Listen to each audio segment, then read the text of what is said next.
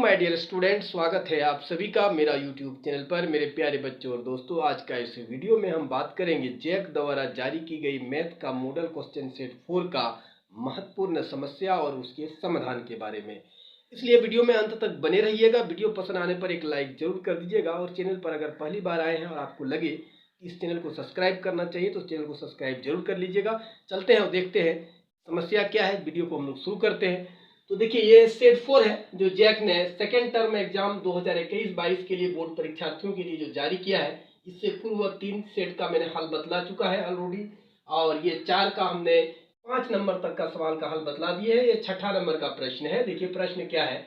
उस शंकु का आयतन ज्ञात कीजिए जिसकी त्रिज्या और ऊंचाई क्रमशः 6 सेंटीमीटर और 8 सेंटीमीटर है। यानी आपको क्या कर रहा है, देखिए इसको फिगर के माध्यम से समझिए। एक कौन है शंकु, एक कौन है, ये आपका एक कौन हो गया, ठीक है। इसकी ये ऊंचाई हो गया और ये इसकी त्रिज्या हो गया। ये त्रिज्या हो गया और ये आपकी ऊंचाई हो गया। त्रिज्या आपका कितना है, तो त्रिज्या r बराबर आपका कितना दिया हुआ है, 6 सेंटीमीटर ये दिया हुआ है क्वेश्चन में। और 8 सेंटीमीटर क्या दिया हुआ है आपका, इसकी ऊंचाई दिया हुआ है, ठीक है। तो अब हम लोग क्या निकालेंगे कि इसका आंसर जो लिखेंगे, तो हमको क्या करना पड़ेगा मेरे प्यारे बच्चों, तो हमको जानना है कि चूंकि हम जानते हैं शंकु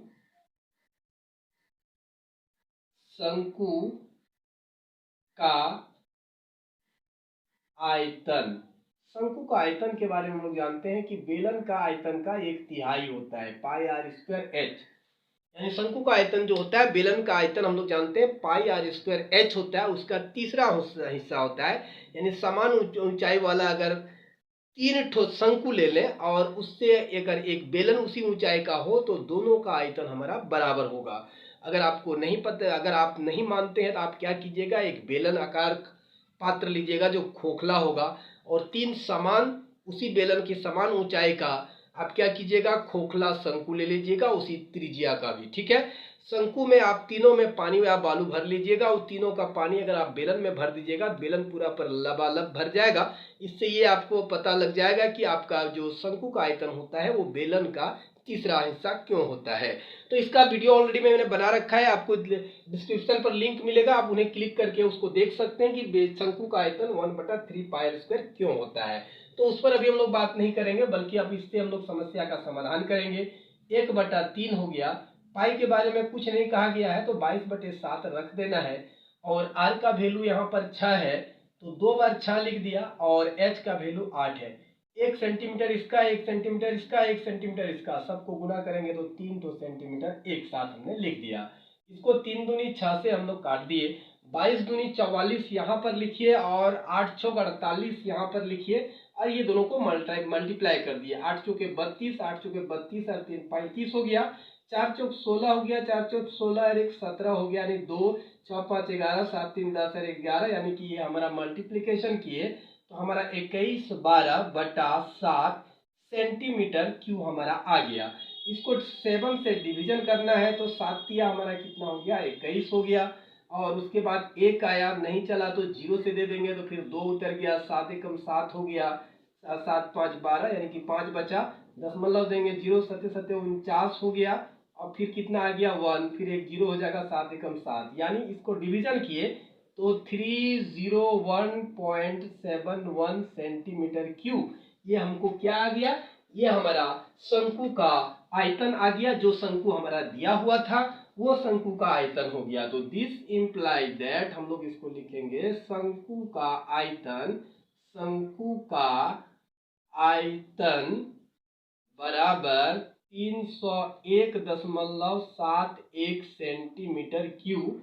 ये हमारा कौन का वॉल्यूम निकल गया, जो हमारा कौन की ऊंचाई और त्रिज्या दिया हुआ था, ठीक है। तो प्यारे बच्चों, अगली समस्या देखिए क्या है। दिखाइए कि tan 48 डिग्री, tan 45 डिग्री, ये हमारा 45 डिग्री है और tan 42 degree is equal to 1 होता है। ये हमको दिखाना है। तो इसको दिखाने से पहले एक चीज आपको हम याद दिला देते हैं कि एक चीज आप लोग जानिए कि ये tan theta into cot theta अगर हम लोग बात करें तो ये हम लोग का कितना हो जाएगा। तो देखिए tan थीटा का मान अगर हम लोग ये लिखते हैं तो साइन थीटा बटे कॉस थीटा, ये हम लोग जानते हैं। और कॉट को क्या जानते हैं, कॉस थीटा बटे साइन थीटा जानते हैं। ठीक है, ये साइन थीटा कट गया, ये कॉस थीटा कट गया, यानी tan theta into cot theta is equal to हमारा वैल्यू 1 होता है। ठीक है, ये याद रखना है। अब हम लोग देखें कि इसका हम लोग आप प्रूफ निकालते हैं, इसका प्रूफ करते हैं, हम लोग इसको सिद्ध करते हैं प्रूफ। तो अब यहाँ पर प्रूफ लिखिए इसको, सॉरी PR प्रूफ, इसको प्रमाण लिखते हैं। आप पहले LHS लीजिए, राइट हैंड साइड। तो यहाँ पर हम लोग का क्या है, 1048 डिग्री, उसके बाद क्या है 1045 डिग्री, उसके बाद क्या है 1042 डिग्री, इतना हमारा LHS में है। अब आपको करना क्या होता है कि यहाँ देखिए ये इवन नंबर है, ये इवन नंबर एंगल है, ये दोनों एंगल को एक साथ ले लीजिए। ये दोनों एंगल को एक साथ लेंगे तो ये हमारा कितना हो जाएगा 1048 डिग्री इंटू 1042 डिग्री, इसको एक साथ क्लोज कर दीजिए। और यहाँ 1045 डिग्री ये मेरा रह गया, क्योंकि इसका वैल्यू हम आसानी से जान रहे हैं। ठीक है, अब आप यहाँ पर एक चीज देखिए कि अब इसको हम लोग मध्यम ब्रैकेट में थोड़ी देर के लिए लिख रहे हैं, 1048 डिग्री इंटू 10, इसी 10 को रहने दिया और इसको कॉम्प्लीमेंट फॉर्मूला के रूप में बदलने के लिए इसको हमने इस प्रकार लिख दिया। कोई प्रॉब्लम नहीं होना चाहिए, क्यों कि देखिए ये जो 42 डिग्री है इसको हम लोग 90 डिग्री माइनस 48 डिग्री लिख सकते हैं, घटाएंगे तो फिर वही आ जाएगा, 10 की जगह 10 ही है, 42 डिग्री की जगह 90 डिग्री माइनस 48 है, यानी 90 में 48 घटाएंगे 42 ही होगा। ठीक है, अब आप देखिए, अब आ जाइए आप कॉम्प्लीमेंट फॉर्मूला जो होता है 1048 डिग्री। अब आइए आपको कॉम्प्लीमेंट फॉर्मूला की ओर ले जाते हैं। कॉम्प्लीमेंट फॉर्मूला अगर ये होता है तो इसका वैल्यू हो जाता है हम लोगों का कॉट थीटा। तो देखिए उसी फॉर्म में यहाँ पर है, और थीटा की जगह कितना है 48 डिग्री, यानी यहाँ पर हमारा कितना हो जाएगा कॉट 48 डिग्री हो जाएगा, और 1045 डिग्री का वैल्यू 1 होता है। ठीक है, उसका वैल्यू रख दिया। अब आइए आपको इसका वैल्यू की ओर जाते हैं। इसका वैल्यू यहाँ पर देखिए, थीटा की जगह अगर 48 डिग्री कर दें, थीटा जहां है वहां पर अगर 48 डिग्री कर दें तो इसका मतलब इसका भी वैल्यू आपका 1 हो गया और ये भी आपका 1 हो गया। तो ये टोटल आपका वैल्यू कितना आ गया, यानी कि ये भी आपका 1 आ गया। तो दिस इंप्लाइज दैट आपने क्या सिद्ध कर दिया कि 1048 degree into 1045 degree into 1042 degree is equal to 1 आपने सिद्ध कर दिया, क्योंकि LHS बराबर RHS आ गया। LHS बराबर क्या आ गया आपका RHS हो गया। तो ये आपने प्रमाणित कर दिया है। ठीक है, चलते हैं अगली समस्या की ओर। अगली समस्या हम लोग का है, यदि A के देखिए बिंदु A के निर्देशांक ज्ञात कीजिए, यानी A का निर्देशांक हमको निकालने के लिए कह रहा है, जहां AB एक वृत्त का व्यास है। यानी कहने का मतलब है कि हमारा AB क्या है, एक वृत्त है और इसका व्यास हम लोग का क्या है AB है। AB हम लोग का क्या है व्यास है। आगे क्या बोलता है, जिसका केंद्र, यानी कि केंद्र को हम लोग वृत्त का केंद्र को O लिखते हैं, और इसका निर्देशांक आपको दे दिया है 2 और -3 है, तथा B के निर्देशांक भी आपको पता है 1 और 4 ये दिया हुआ है। इसको हम लोग मान लेते हैं कि ये x और y है, या x1 y1 मान सकते हैं या x y मान सकते हैं। ठीक है, तो अब आपको क्या निकालने बोल रहा है, इसी को निकालने के लिए कह रहा है। तो इसका आंसर देखिए, जब आप आंसर लिखिएगा तो कैसे लिखेंगे, देखिए आपको आंसर बता रहे हैं। क्योंकि AB वृत्त का क्या है व्यास है, व्यास है, और O इसका केंद्र है, इसलिए हमारा जो होगा वो OA बराबर OB होगा। क्यों, वृत्त की त्रिज्या, ये दोनों क्या हो गया वृत्त की त्रिज्या हो गया, दोनों बराबर होगा। क्यों बराबर होगा, क्योंकि ये दोनों वृत्त की त्रिज्या है। ठीक है, आप यहाँ पर लिख सकते हैं, ब्रैकेट में लिख दीजिए वृत्त की त्रिज्या। वृत्त की त्रिज्या के कारण, वृत्त के त्रिज्या के कारण दोनों बराबर हो जाएगा। इसलिए अब जो होगा, अतः आप यहाँ पर लिख दीजिए, अतः ओ रेखाखंड AB का मध्य बिंदु होगा। इसका मतलब क्या हो गया, जब दोनों की दूरी बराबर हो गई, O से A की दूरी और O से B की दूरी, इसका मतलब है बिंदु O रेखाखंड AB का, अभी हम व्यास भूल गए, एक रेखाखंड के बारे में अब चले जाते हैं, तो रेखाखंड का मध्य बिंदु है। अब हम लोग जानते हैं किसी भी रेखाखंड का मध्य बिंदु, किसी भी रेखाखंड